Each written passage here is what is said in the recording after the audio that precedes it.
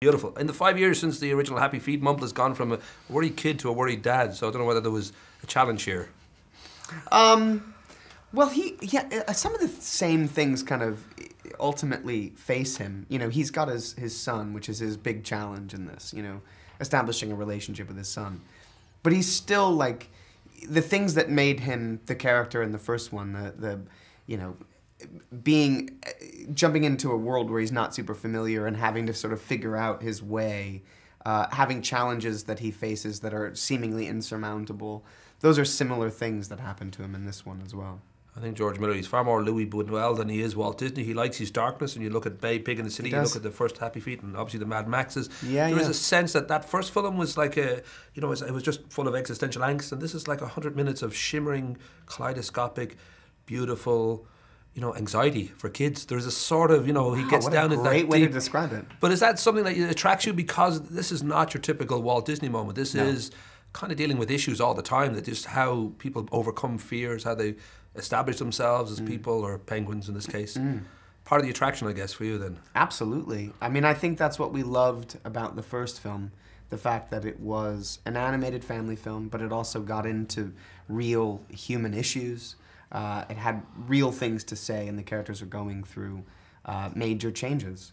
And it was a very multi-layered experience, that first film. And I think we all knew that was going to very much be a part of the second film. It's, I think, the way that George likes to work, and I think it's the kinds of stories that he wants to tell. There has to be a real heart to it, and there has to be, I think, some real things that are happening to these characters. I think what I loved about this, in some ways, was how dynamic it became, how large the world seemed, particularly in that we now go into the sea and we experience the perspective of two tiny krill.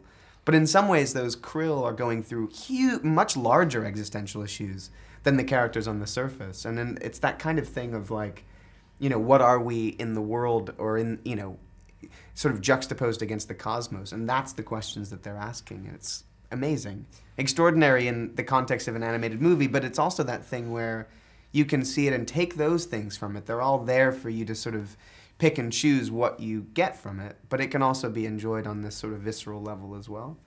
It's going to confuse the hell out of some kids. Or they'll just love the dancing and the singing and the 3D, you know. You're an incredibly busy man. You've got the wonderful Wilfred's on television. You've just completed No Treasure Island for TV. You've got 2 movies, Celeste and Jesse Forever, and what is it called? Revenge for Jolly. That's the one. Yeah. You've also got Maniac is coming up. You've got Tron series, the Uprising thing.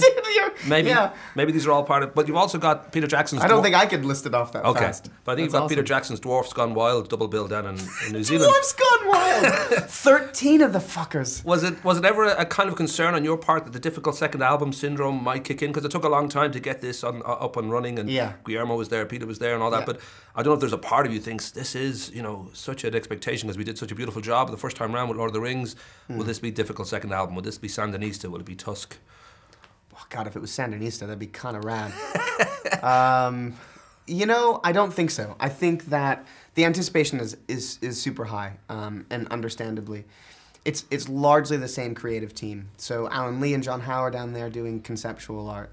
Dan and Chris Henna are doing all of the production design.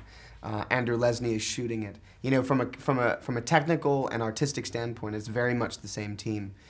Post Guillermo, they've, you know, it's become more of Peter's film. He's at the helm. So I think Pete is very aware, as of course he should be, that he is making something that will ultimately have to blend with, quite seamlessly, with the work that we've done in Rings. So I think he's very aware of that. At the same time, I also think he's aware of the fact that it is a different film tonally. The stakes aren't as high. It's ultimately, if you read The Hobbit, it's an adventure tale. It's a very linear, quite funny adventure tale with these sort of bumbling 13 dwarves and, you know, a kind of slightly comedic, awkward Bilbo at the heart of it. So I think tonally it's going to feel quite different. The stakes aren't as high, but they also delve into the world of what's happening chronologically at the same time, which is going to, I think, surprise a lot of people and I think excite a lot of fans. Sweet. I think how was that for an encapsulating answer? That's beautiful, man. We can use that.